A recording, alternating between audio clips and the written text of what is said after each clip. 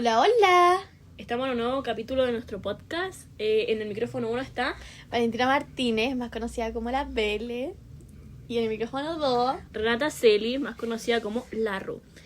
Ahora vamos a variar un poco lo que vamos a hablar, porque en el podcast anterior nos fuimos por otra vía. Y hoy vamos a tocar un tema muy sensible. Pero vale, te dije que silenciaréis los teléfonos. Ay, espera, que me llegó una notificación de Instagram de una frase súper interesante. Mira, dice: la desvalorización del mundo humano crece en relación directa de la valorización del mundo de las cosas. De Karl Marx. Oh, yo lo cacho. ¿Ese no es el que habla de la alienación y todo eso? ¿Alineación? ¿Así como los aliens? No, pues bobis. La alienación es cuando tu esencia pasa a ser de la otra persona, como en el trabajo y esas cosas. Cuando tú dejáis de ser y empezáis a ser otro porque trabajáis, entonces como que perdís la esencia. Entiendo. Entonces el hombre para Marx es el que se hace a sí mismo, que es activo y que se construye socialmente mediante el trabajo. Sí, es en el modo de producción capitalista donde se genera la alienación. Ay, sí, me acabo de acordar de la alineación económica, que es con relación al producto del trabajo, a la actividad de trabajar, a la relación con los demás hombres. Sí, de ahí se produce la lucha de clases, que es cuando la burguesía y la clase obrera pelean, porque la clase obrera está muy enajenada en ese sentido, entonces quiere como salir de esa enajenación, pero la burguesía quiere los ingresos que ellos producen. Entonces se genera este choque entre ellas dos. Ya, pero expliquémosle a la gente qué es estar enajenado. Bueno, expresa el hecho o supuesto hecho de que alguien esté vivo o pueda vivir no en sí mismo. Entonces está en alguna realidad ajena y por eso viene la palabra de que está enajenado. En ese sentido se pierde la esencia, lo que hace ser a la persona quien es, por lo que se encuentra fuera de sí y también no se siente reconocido.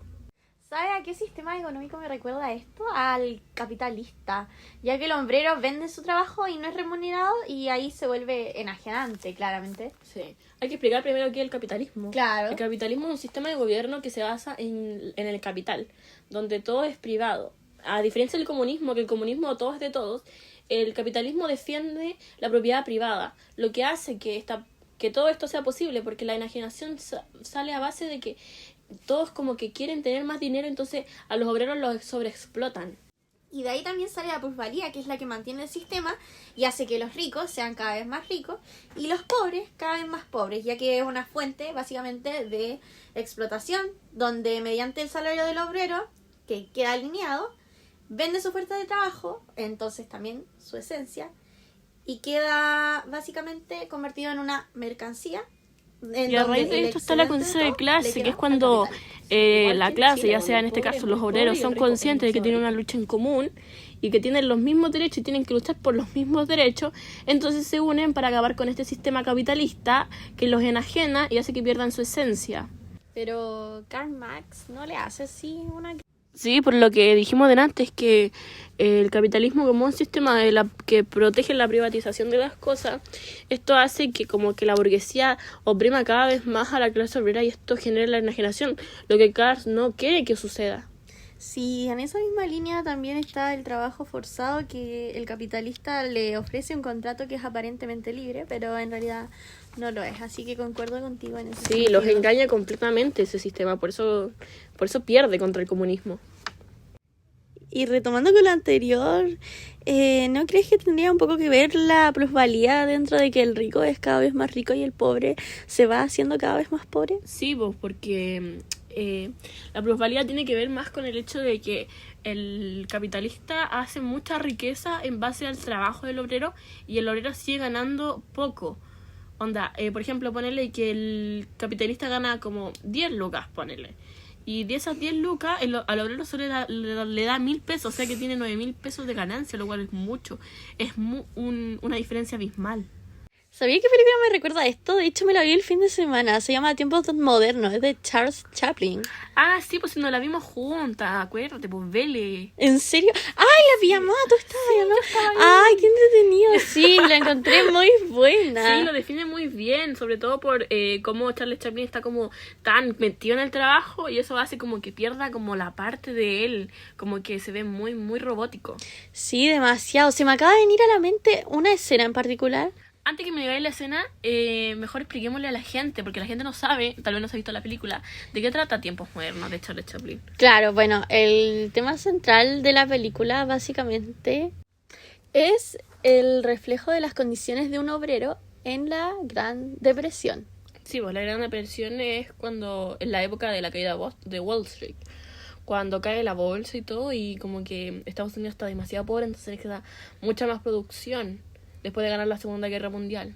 Claro, y como todavía no estaba esto de la industrialización con las nuevas maquinarias, era todo a base del obrero, y eso se ve en el protagonista de esta película.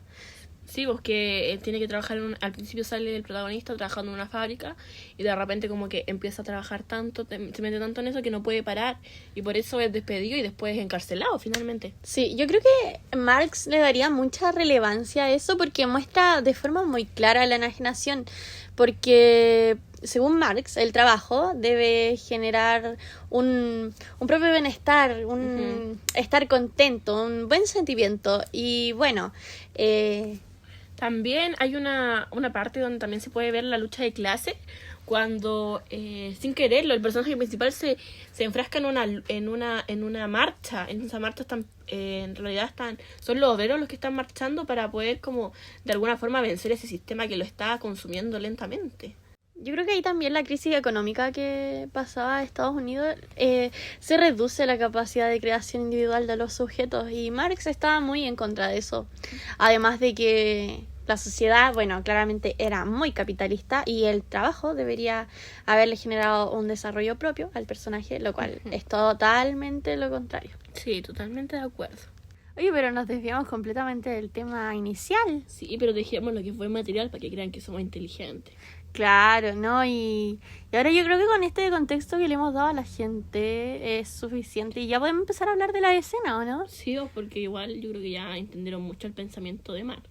Ya, yo creo que en ese mismo sentido la escena que mejor describe el capitalismo es cuando en una parte de la película se nos da a entender que el papá de la niña, la que termina con Charlie Chaplin al final. Sí, trabajaba, pero aún así no le alcanzaba porque ellas igual tenían que robar comida junto con su hermana. Y eso es un claro ejemplo del capitalismo, ya que como que defiende mucho la privatización, entonces eso hace que los ricos tengan demasiado capital y los trabajadores, los obreros, no les alcance para cubrir sus necesidades básicas porque los sobreexplotan de tal forma que, como se muestra en la escena, el papá no les puede como cubrir todas las necesidades básicas a las hijas. Claro, no les alcanza con lo que les da el Estado para cubrir sus necesidades. Sí, no les alcanza con lo que gana en trabajando. Sí. Entonces eso se puede ver muy bien en capitalismo y la crítica que Marx hace también a ese.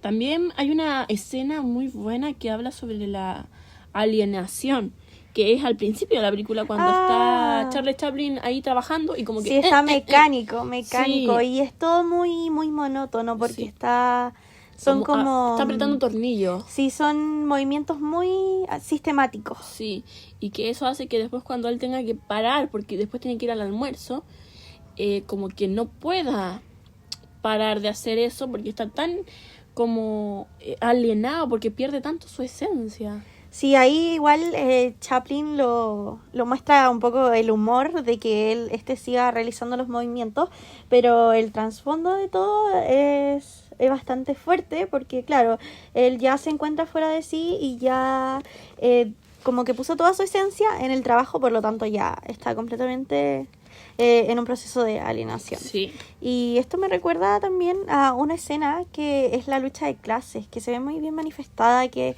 es cuando están en esa marcha. Sí, es la que Chaplin se mete por error y es encarcelado porque creen que es el dirigente de la marcha. Cuando están todos los obreros ahí marchando por sus derechos porque están demasiado como sobreexplotados, se sienten como muy usados por los superiores en el fondo. Y ahí también trae un poco la conciencia de clase, que es como la capacidad cognitiva de que los obreros se den cuenta de que están sometidos bajo esa presión y que tienen que hacer algo. Entonces ahí en cierto modo se fusiona la conciencia de clase y la posterior lucha, que es el ya situarse en la marcha y dar a conocer lo que en el fondo les molesta. Sí, con la acción política que ellos realizan, que es la manifestación en sí.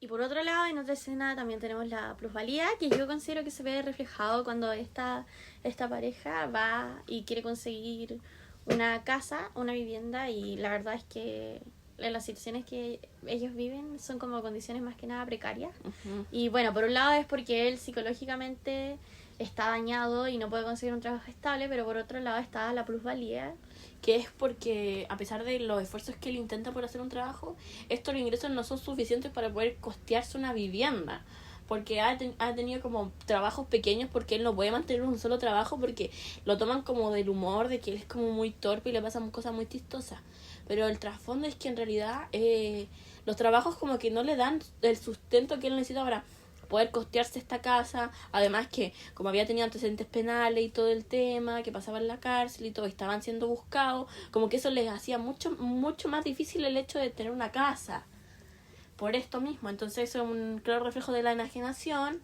y la plusvalía. Sí. Ya creo que está quedando muy largo este capítulo, así que vamos a ir cerrando ya, porque ya hablamos lo suficiente sobre Marx y la película que vimos, que representaba muy bien el pensamiento de Marx. Marcamos algunas escenas que eran importantes para comprender el pensamiento y definimos algunos conceptos que eran importantes para que la gente entendiera realmente lo que era. Sí, los cuales eran la crítica de Marx al capitalismo, la alienación, la plusvalía, la lucha de clase y la conciencia de clase. Así que yo creo que por acá nos despedimos. Sí, antes queremos hacer una pequeña como opinión de nosotros sobre el pensamiento de Marx, como típico crítica que se hace para cerrar, porque creo que sería como lo más conveniente. Sí, aquí. Lo más pertinente también. Sí. Bueno, nosotros no les criticamos nada a Marx en un aspecto negativo, al contrario. Sí, creemos que su pensamiento está realmente bien, porque en realidad el hombre debería hacer lo que realmente quiere sin perder la esencia. Pero también creo que es importante que trabaje, porque así genera ingresos para la economía.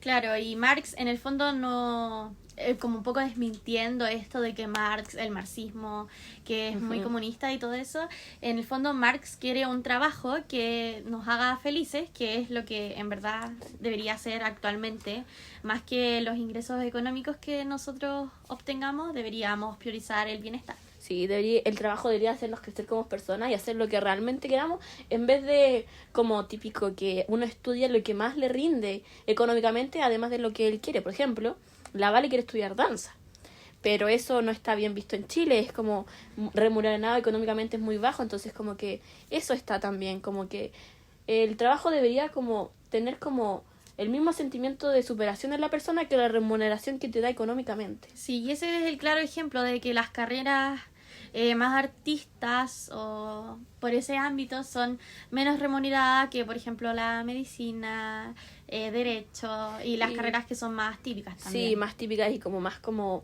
de otras áreas. De otras áreas que no son artísticas. Entonces yo creo que Marx tiene mucha razón en eso de que el trabajo debería hacernos crecer como personas en vez de estar tan robotizado solo para generar plata. Sí, yo también. Así bueno, que eso. Creo que ya hemos terminado. Espero que lo hayan disfrutado. Sí, y que les haya gustado mucho. Que hayan aprendido algo y que obviamente se hayan divertido con esto. Sí. Nos despedimos.